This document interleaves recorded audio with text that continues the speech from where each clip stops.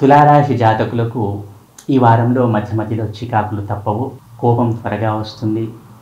అనుకున్న పనులు అంత సులువుగా నెరవేరవు. కఠిన శ్రమ తర్వాత జరుగుతాయి, సఫలమవుతాయి. కాబట్టి తులారాశి వారికి ఈ వారంలో కొంచెం ఓపిక అవసరము. అలాగే భార్యాభర్తల మధ్య అన్యోన్యత ఉంటుంది. చిన్న చిన్న వాగ్వివాదాలు సహజమే, కాకపోతే అన్యోన్యత మాత్రం ఎక్కడా చెక్కు చెదరదు. అలాగే పిల్లల సంతానం యొక్క చదువు ఆరోగ్యం పట్ల ఈ వారం తులారాశి వారు శ్రద్ధ వహించాలి అని సూచించడమైనది. అలాగే ఈ రాశివారు ప్రయాణాలు చేసే అవకాశం ఉంది ఈ వారంలో. కాబట్టి తగు జాగ్రత్తలు తీసుకొని ప్రయాణాలు చేస్తూ ఉండండి. ఆర్థికంగా వెసులుబాటు ఉంటుంది ప్రయత్నం తర్వాత. వృత్తి ఉద్యోగాల్లో ఉన్నవారికి సానుకూలంగానే ఉంటుందని చెప్పవచ్చును. కొత్త నైపుణ్యాలు, కొత్త సబ్జెక్ట్ నేర్చుకోవటం సూచించడమైనది.